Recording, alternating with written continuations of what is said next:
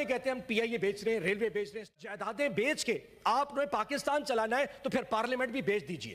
آپ اس کو بھی آؤٹ سورس کر دیں, آپ اسلام آباد کا ایئرپورٹ آؤٹ سورس کر دیں, اسے بھی آؤٹ سورس کر دیں, کسی اور کو دے دیں, وہ اس سے بہتر چلائیں گے. ہم نہیں چلا پا رہے. جس طرح آپ سے حکومت نہیں چل رہی, یہ پارلیمان بھی نہیں چل رہا.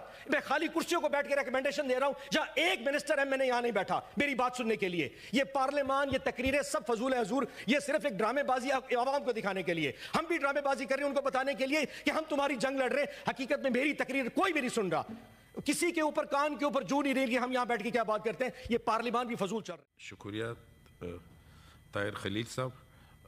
جناب اون عباس صاحب. Thank you so much chairman صاحب. اعوذ باللہ من الشیطان الرجیم, بسم اللہ الرحمن الرحیم. چیئرمین صاحب, سب سے افسوسناک بات تو وہی ہے جیسے دوست محمد صاحب نے بھی کہا کہ اس وقت سینٹ میں ٹوٹل 12 کے قریب اراکین بیٹھے ہیں, 86 کا ہاؤس ہے, اور اس سے زیادہ افسوسناک کہ چلیں اپوزیشن تو ہمیشہ سے غائب رہتی ہے, لیکن آج سیریسنس دیکھیں کہ ایک بھی شخص اس پوری پہلی رو میں موجود نہیں ہے. کتنے کے لوگ سیریس ہیں بجٹ کے حوالے سے اور ہماری تقریر سننے کے حوالے سے اور ہماری ریکمنڈیشن سننے کے حوالے سے. لیکن اینی وے انہیں خالی کرسیوں کو سنائیں گے شاید کیونکہ ان کے ضمیر جاگ جائیں, لیکن جاگنے انہوں نے پھر بھی نہیں ہے. سر میں آغاز کروں گا. سر صبح میں نے اخبار اٹھایا آج, اور ڈان کا اخبار اٹھایا, دا نیوز اٹھایا, تو اس میں پڑھنے کی کوشش کی تھی بجٹ کے اوپر کیا تقریر کروں. سر بڑا ڈھونڈا, آخر اس میں سے 2-3 چیزیں بڑی زبردست ملی سر بولنے کے لیے. سب سے پہلے جو مجھے ملا کہ صحت کے لیے حکومت نے هو الشافی کا درس, خوراک کے لیے واللہ خیر الرازقین کا وظیفہ, اور تعلیم کے لیے رب زدنی علما کا وظیفہ مقرر اور مختص کیا ہے, اور عوام سے درخواست کی ہے کہ وظیفہ ذرا زور سے پڑھا کریں تاکہ آپ کے یہ جو معاملات زندگی ٹھیک ہو سکے, ورنہ ان تینوں کے لیے اس گورنمنٹ نے کچھ بھی مختص نہیں کیا.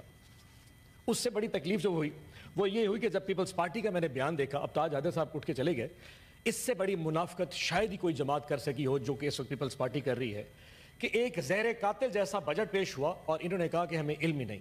فائنانس اسٹینڈنگ کمیٹی کی چیئرمین شپ پیپلز پارٹی کے پاس ہے. بلاول بھٹو زرداری صاحب کل بجٹ میں موجود تھے, ساری پیپلز پارٹی موجود تھی, ساری بجٹ میں ریکمنڈیشنز اپنی مرضی کی ڈال کے اینڈ پہ کہتے ہیں کہ ہم اس میں شامل نہیں ہیں. اس زہر قاتل بجٹ میں پاکستان پیپلز پارٹی پوری طرح شریک مجرم ہے, شریک جرم ہے, اور آپ جو عوام کا یہ جو قتل عام آج سے شروع ہوگا, معاشی قتل عام, اس کے جو دھبے ہیں وہ پیپلز پارٹی کے داغ پہ بھی لگیں گے. آپ تقریروں سے بچ نہیں سکتے. وہ کہتے ہیں نا خاموشی بحکم حاکم آئی تھی. پہلے کہا تھا بولیں گے ہم پیپلز پارٹی سٹینڈ لے گی, پھر اوپر سے حکم صادر ہوا کہ جاؤ اجلاس میں بیٹھو. کل ساری کی ساری پیپلز پارٹی چپ کر کے ہاتھ سامنے رکھ کے اس میں موجود تھی. آپ لوگ بھی اس میں شامل ہیں. 2 چیزوں کی کلیریفیکیشن کامران صاحب نے ریز کی, میں کلیئر کر دوں. اعجاز چوہدری صاحب کے حوالے سے پروڈکشن آرڈر میں بارہا درخواست کرتا ہوں, آج پھر درخواست کروں گا. سر سینٹ کا سیشن ہے لیکن مشکل ہے آپ کے لیے بھی ایشو کرنا, میں پھر بھی یاد کراتا رہوں گا. اعجاز چوہدری صاحب کی بیٹی کی جو ویڈیو تھی اس میں وہ فرما رہے تھے, اپنے بیٹے کو انفارم کر رہے تھے کہ عوام کے جذبات بہت زیادہ ہیں اور عوام نے یہ کر دیا ہے, اور یہ گملے بھی ٹوٹ گئے, اور یہ کام جو چیزیں بتا رہے تھے وہ اپنے بیٹے کو انفارم کر رہے تھے, یہ نہیں کر رہے تھے میں نے کہا. اور اس کو پھر اٹھا کے ان بیچارے کو اس وقت 1 سال سے جیل میں ڈالا ہوا.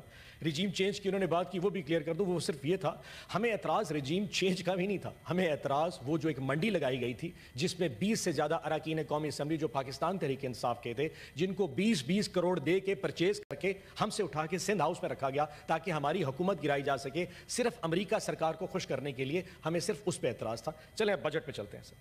سر بجٹ بڑا ہی زبردست 19 کھرب کا بجٹ ہے. سر میں حیران ہوا, ایسے صبح سے جتنی تقریر ہے اس میں کسی نے بجٹ کے نمبرز پہ بات نہیں کی, لیکن میں تھوڑا سا نمبرز پہ لے کے چلوں گا. 19 کھرب کا بجٹ ہے سر, اور اس میں جو سب سے مزیدار چیز ہے وہ ہے ریونیو کلیکشن, کہ ٹیکسز کتنے ہوں گے. سر ٹیکسز کی جو اماؤنٹ دی ہے سر وہ انہوں نے 38% اس سال بڑھا دی ہے, اور 13.5 کھرب روپے کی ٹیکس کلیکشن دکھائی ہے. اس 13.5 ارب کھرب میں ٹیکس کلیکشن میں جو ڈائریکٹ ٹیکسیشن ہے سر, جو کہ تنخواہوں میں سے کسی کا کاٹا جائے گا یا انکم ایٹ سورس ڈیڈکشن کی جائے گی, وہ 5.5 کھرب روپے کی ہے. مزے کی بات یہ ہے اس کا سب سے زیادہ بوجھ انہوں نے تنخواہ دار طبقے کے اوپر اور مڈل کلاس پہ ڈال دیا. ہوا کیا, ہمیں انہوں نے کہا جی کہ 20% تنخواہیں بڑھا دی. کل سے سارے سرکاری ملازمین بڑے خوشی بڑے خوش, پاکستان مسلم لیگ نون نے 20% تنخواہیں بڑھا دی. میں آج صبح سیلری کا سلیب لے کے آیا. سر کیا کمال چیز ہے, تھوڑی کیلکولیشن دوسرا پاکستان کو بھی پتہ لگے ایشو کیا ہے. ایک وہ شخص جس کی 1 لاکھ روپے تنخواہ ہے سر, 12 مہینے میں وہ 1 لاکھ اپنا 12 لاکھ روپے کما لیتا ہے. اس سے پہلے وہ ٹیکس دیتا سر 15,000 روپے فکس ٹیکس تھا, اور 12.5% کے حساب سے وہ ٹیکس دیتا تھا, جو کہ 1.5 لاکھ بنتا ہے. 1.5 لاکھ جمع 15,000, 1,65,000 ٹیکس ڈیڈکٹ کرتا تھا. اس دفعہ حکومت نے کیا کیا, انہوں نے فوری طور پہ ٹیکس بڑھا کے اس کو اب 12.5% تھا اس کو 15% کر دیا, جو کہ اب بنتا ہے 1.5 لاکھ روپیہ, 1,80,000 روپیہ, اور فکس ٹیکس کر دیا 30,000. یہ ہو گئے 2,10,000 روپے. سو اس سے پچھلے سال میں وہ ٹیکس دیتا تھا 1,65,000, اب ٹیکس دے گا 2,10,000, فرق آ گیا سر 45,000 کا. انہوں نے کہا جی ہم نے 20% تنخواہیں بڑھا دی. 20% تنخواہیں بیسک پے پہ بڑھتی ہے. جس کی 1 لاکھ تنخواہ ہوتی ہے اس کی بیسک پے 30,000 سے 35,000 روپے ہوتی ہے. اس 30 یا 35,000 کے اوپر جو 20% ہے وہ پورے سال کی جو بنتا ہے, سر میں نے حساب لگایا, وہ بنتا ہے 48,000 روپیہ. سو آپ نے 48,000 کی تنخواہیں بڑھا دی لیکن 45,000 کا ٹیکس لگا دیا. اس کی جیب میں کتنے بچے؟ 3,000 روپے. ٹوٹل 3,000 پورے سال میں بچیں گے.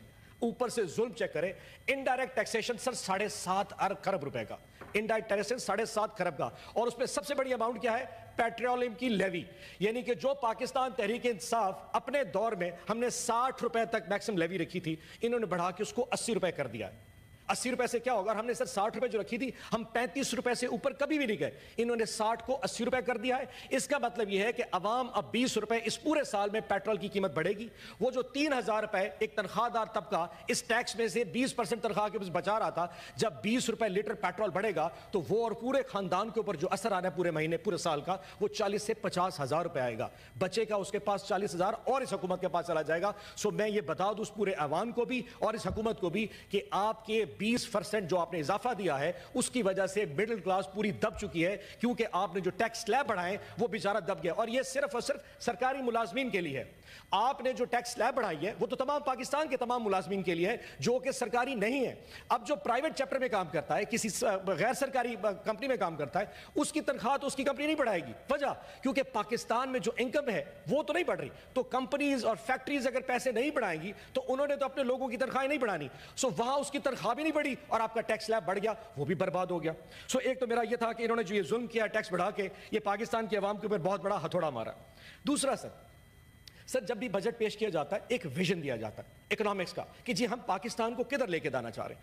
ابھی پورا کا پورا ایک کانوائے جناب پاکستان مسلم یونین کا اور گورنمنٹ کا چائنا گیا ہوا تھا. بڑے بڑے لوگ بھی گئے ہوئے تو سوٹ پہن کے میں فوٹو دکھائی کہ سارے 1 پیج پہ اکٹھے چلتے نظر آ رہے تھے. حیران ہوں سر, یہ وہاں پہ چائنا میں ایک شہر کے ڈپٹی میئر سے مل کے آئے ہیں, جس شہر کی ویلیو پاکستان میں وہی ہے جو ایک ملتان کی ویلیو ہے, وہاں چائنا کا ملتان کے ڈپٹی میئر سے مل کے واپس آ گئے. بھائی آپ نے جا کے ان سے سیکھنا ہے تو ان کے ویژن سے سیکھیں, ان کے اسپیشل اکنامک زون سے سیکھیں. یہاں پہ 9 اسپیشل اکنامک زونز ہیں. بجٹ میں ایک ایسا چیپٹر نہیں رکھا کہ سی پیک کے اوپر ان اسپیشل اکنامک زون میں کوئی ایک فیکٹری لگا دیں, ان پروڈکٹس اور گڈز اینڈ سروسز کے لیے کوئی مراعات بنا دیں. کچھ نہیں رکھنا, صرف چائنا سے بھیک مانگ کے واپس آ جانی. کوئی ویژن ان کے پاس نہیں تھا.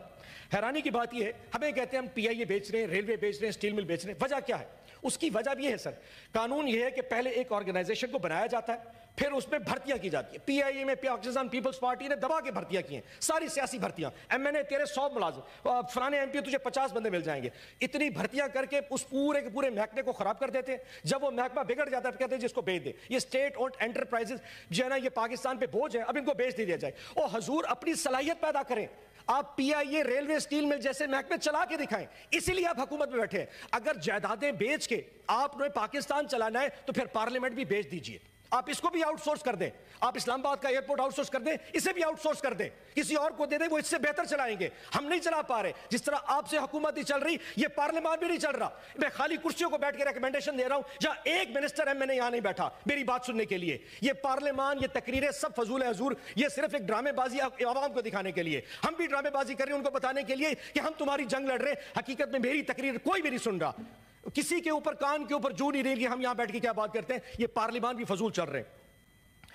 ہمیں ایشو کی بتایا گیا کہ جناب فائنانس منسٹر صاحب بہت پڑھے لکھے ہیں. سر ہوں گے پڑھے, اچھی انگریزی بولتے ہیں, سوٹ بھی بہت اچھا بولتے ہیں, لیکن کیا وہ یہ بتائیں گے کہ آج سے تقریباً 4 مہینے پہلے ان کے پاس اپنی شہریت کون سی تھی؟ ہمارے تو پاسپورٹ کینسل کر دیتے ہیں نا جی, کہ جی پاسپورٹ کینسل ہے, آپ سارے کے سارے, کیونکہ جو لوگ جا کے اسائلم سیکر انگلینڈ, امریکہ, آسٹریلیا جا رہے ہیں ان کے پاسپورٹ کینسل کر دو. یہ دوسری شہریت نہیں رکھ سکتے. صاحب بہادر خود ہالینڈ سے واپس آئے ہیں, ان کے پاس دوہری شہریت ہالینڈ کی تھی. مارچ میں انہوں نے ہالینڈ کی شہریت چھوڑی ہے اور پاکستان کے وزیر خزانہ بن چکے. بھائی ہالینڈ کے شخص کو کیا پتا کہ کاموکی میں کیا مسئلہ ہے, اس کو کیا پتا راجن پور کی تحصیل جامپور میں کیا مسئلہ چل رہا ہے. وہ بیٹھ کے اسلام آباد ٹھنڈے آفس میں سوٹ پہن کے آتا ہے, میں نے بہت اسٹرکچر ریفارمز کر دیے ہیں. تمہیں کیا پتا ہالینڈ کی تکلیفیں بھی برداشت کرو گے یا ہمارے یہاں پاکستان کی تکلیفیں تو بتائیں. امپورٹڈ ایک فائنانس منسٹر ہم پہ نافذ کر دیا ہے جس کو پتا کک نہیں ہے, اور ملا ان کو بھی جہیز میں. جب یہ سارے اکیلے ملتے ہیں مجھے بھی کہتے ہیں یہ پتہ نہیں کیا ظالم 2 چیزیں میں تحفے میں دے دی ہیں, ایک وزیر داخلہ, ایک وزیر خزانہ. لیکن حضور اب برداشت کیجئے گا. اگلا سر, ہمیں کہتے ہیں جی 3.5% کا گروتھ. بھئی ہمارے دور میں 6% پہ، باقی کامران صاحب آپ کے لیے، ہمارے دور میں 6% کا گروتھ تھا جب حکومت چلا رہے تھے، جب آپ رجیم چینج لے کے آئے. آج 3.5% کے اوپر ساری کی ساری گورنمنٹ بڑے تبلے بجا رہی ہے جی بڑی گروتھ ہوگی. 3.5% تو شاید اس ٹائم مالدیپ اتنا سا جزیرہ ہے، اس کی گروتھ بھی اس سے زیادہ ہوگی جس کے پاس ٹورزم کے علاوہ کچھ نہیں ہے. بنگلہ دیش، نیپال، بھوٹان، پورے اس وقت ایشین کنٹریز میں سب سے کم گروتھ پاکستان کی ہے، کیونکہ یہاں پہ نااہل لوگ ہم پہ نافذ کر دیے گئے ہیں. مزے کی بات، جب ان سے ایگریکلچر کا ٹائم تو ہو گیا سر 20 منٹ تو میں بولوں گا اور تو کچھ ہے کوئی نہیں. 20 منٹ آپ انجوائے کریں سر، بہت بول لیجیے سر 20 منٹ. اچھا سر 5-7 منٹ اور. جی جی جی. ایگریکلچر کے لیے سے سوال پوچھا، ایگریکلچر کے لیے سوال پوچھا تو ہمیں کہتے ہیں جی 2% ایگریکلچر کے لیے رکھا ہے، یعنی کہ پورے پاکستان کی اکانومی 70% کسان پاکستان میں بنتا ہے، اس کے لیے صرف 2%، 15 ارب روپے کا بجٹ پورے پاکستان کی زراعت کے لیے رکھ دیا گیا ہے. جناب آپ نے گندم نہیں لینی مت لیجیے، آپ 4000 پہ گندم نہیں لے سکتے، آپ پاس ایریت نہیں ہے. آپ نے آج 2500 میں ہماری گندم برباد کر کے پاکستان کی پنجاب کی گندم برباد کر دی ہے. ہماری دھان کی قیمت اس وقت 4000 پہ دھان کوئی نہیں لے سکتا. ہماری مکئی 1500 روپے رل رہی ہے اور آپ نے 15 ارب روپے زراعت کے لیے رکھے. جس ملک میں جس چیز کی اسپیشلٹی ہوتی ہے اس کے لیے پیسے رکھے جاتے ہیں، آپ نے زراعت کو برباد کر دیا، 15 ارب رکھ دیے. ظلم چیک کریں سر. ہیلتھ سیکٹر میں ایک چیز ہوتی ہے ایکٹیو فارماسیوٹیکل انگریڈینٹس، یعنی کہ وہ دوائیوں میں جو زراعت ڈالے جاتے ہیں جس سے دوائیاں بنتی ہیں، اس پہ 18% GST لگا دیا. دوائیاں حضور میں اور آپ نہیں کھاتے، دوائیاں غریب لوگ کھاتے ہیں. آپ کی میری دوائی تو مفت ہے، ہم باہر جائیں گے فارمیسی سے مفت لے کے آئیں گے. ابھی پیمز میں میرا آپ کا علاج بھی مفت ہے، ملتان نشتر میرا بھی مفت ہوگا. جو غریب نے جا کے دوائی میڈیکل سے لینی ہے، آج 18% ٹیکس لگا دیا ہیلتھ کے اوپر. وہ ہیلتھ تو پرتعیش نہیں تھا، یہ کوئی لگژری آئٹم نہیں ہے، ٹیکس لگا کے اس پہ چھوڑ دیا. جنوبی پنجاب کا میں بار بار روتا ہوں، شکر کرے گیلانی صاحب نہیں بیٹھے، آج ورنہ میرا مائک پھر بند کر دینا تھا. جنوبی پنجاب کے میں پٹ ڈالتا ہوں، ابھی تو آیا نہیں ہے بجٹ، کل پنجاب کا آ جائے گا. میں نے ابھی فگر دیکھی ہے جی حضور، 12 اضلاع ہیں ہمارے جنوبی پنجاب کے اور تقریباً 4 کروڑ لوگ ان 12 اضلاع میں رہتے ہیں. پورے لاہور میں 1 کروڑ 20 لاکھ لوگ ہیں. لاہور کا اینول ڈیولپمنٹ پروگرام جو پنجاب گورنمنٹ دینے جا رہی ہے، انہوں نے 31 ارب روپیہ ایک لاہور شہر کے لیے رکھا اور 61 ارب روپیہ پورے لاہور کا رکھا، اور پورے جنوبی پنجاب کے 12 اضلاع کے 4 کروڑ لوگوں کے لیے صرف 33 ارب کا اینول ڈیولپمنٹ پلان. میں بار بار جنوبی پنجاب کے صوبے کی بات اس لیے کرتا ہوں، آپ تو خود بلوچستان سے ہیں. یہ ظلم ہوتا ہے ایسی جگہوں پہ جہاں NFC ایوارڈ دیے جاتے ہیں. اس ملک میں سب سے بڑا ظلم NFC ایوارڈ تھا کہ جی صوبوں کو پیسے اٹھا کے دے دیے، کیونکہ صوبوں میں ان کی حکومت ہے، ان کی ٹیریٹریز ہے، صوبے انہوں نے بننے نہیں دینے. اب اس ٹائپ کو 2000 یعنی کہ 2 کھرب صوبوں کو مل گیا. پنجاب کے پاس پیسہ، سر بات تو سنیں، پنجاب میں جب پیسہ گیا ہے اب اس کی بندر بانٹ ہوگی. زیادہ ہو گئے، آپ نے کہا صرف 2 منٹ. سر حضور 15 منٹ ویسے روٹین میں سارے بات کرتے ہیں، آج آدھا گھنٹہ لوگوں نے بات کی ہے. عرفان صدیقی صاحب سر آپ کے 40 منٹ بات کر کے گئے. اچھا چلے سداد صاحب ذرا ہاتھ کھولا رکھیں. وہ جو ہے پاکستانی لیڈر، مزے کی بات میں تھوڑی سی بتا دوں، انہوں نے اور کیا تکلیف کر دی. 1.5 کھرب روپیہ رکھا ڈیولپمنٹ فنڈ. 1.5 کھرب کا مطلب سمجھتے ہیں سر؟ یعنی کہ ہم اپنے MNS کو 1.5 کھرب دیں گے تاکہ سڑکیں، نالیاں اور گلیاں بنا دیں. اس میں مزیدار پتہ کیا ہوتا ہے سر؟ اس کے 2 فائدے. ایک تو آپ کو ووٹ ملتا ہے کہ جن لوگوں نے مجھے ووٹ دیا میں ان کو 1.5 کھرب روپے بانٹ دوں، جس کا کوئی فائدہ نہیں ہے. لیکن اس سے بڑی چیز اور ہوتی ہے کمیشن. چیئرمین صاحب آپ بھی جانتے ہیں اور میں بھی جانتا ہوں، ہم اس کو چھپا نہیں رکھتے. یہ جو ڈیولپمنٹ فنڈز ہے یہ کرپشن کی بہت بڑی کہانی ہے. صوبوں میں علیحدہ علیحدہ ریٹ ہوں گے، میں کسی صوبے کا نام نہیں لوں گا، لیکن پنجاب میں اس کا ریٹ 10% کمیشن ہے، جس سے ڈپٹی کمشنر بھی کھاتا ہے، اوورسیئر بھی کھاتا ہے، سپروائزر بھی لیتا ہے، جو وہاں پہ ایگزیکٹو انجینئر بیٹھے ہوئے ہیں ایکسینس کہتے ہیں وہ بھی کھاتے ہیں، اور جو عوامی نمائندہ اگر اس کا دین قبول کرے، اگر وہ سمجھتا ہے تو 5% وہ بھی کھاتا ہے. سو 1.5 کھرب روپے کے اوپر اس دفعہ یہ لوگ 30 ارب روپے کمیشن کے نام پہ کھایا جائے گا. کوئی قبول کرے یا نہ کرے، لیکن یہ اپنے MNS کو پیسے دیں گے، ہمارے MNS کو نہیں. آپ بجٹ پہ بات کریں. میں بجٹ بول رہا ہوں سر، 1.5 کھرب اس پہ رکھ دیا کر لیں. ابھی 1 منٹ آپ کے پاس مزید. اچھا اگلی بات سر، مزے کی بات، ایک سر آخری مزہ. پاکستان میں ریٹیلر اس وقت 30 لاکھ ریٹیلر ہے دکانیں. FBR کے پاس رجسٹرڈ صرف 50,000 ہے، اس پہ ٹیکس ہی لگایا. بھئی 30 لاکھ دکان والا پیسہ بنا رہا ہے. آپ کو پتا ہے FBR میں رجسٹرڈ جو سنارا ہے وہ صرف 5,000 ہے، اور اس نے اپنی آمدنی پورے پاکستان میں جب کسی سے پوچھے کہتا ہے جی میں تو 50,000 روپے کماتا ہوں. پاکستان کا سنارا 5,000 روپے مہینہ کماتا ہے، اس کو ٹیکس نہیں کرنا کیونکہ ووٹ بینک متاثر ہوگا. زراعت میں پیسے. سر بات تو سر سب نے 30 منٹ بات کی، میں تو ٹیکسیشن پہ بات کر رہا ہوں. سب سے زیادہ بات آپ نے. سر ذرا 2 منٹ آپ مجھے، ورنہ سر کسی کو تقریر. جی شکریہ جی، جی شکریہ جی، جی شکریہ جی. سینیٹر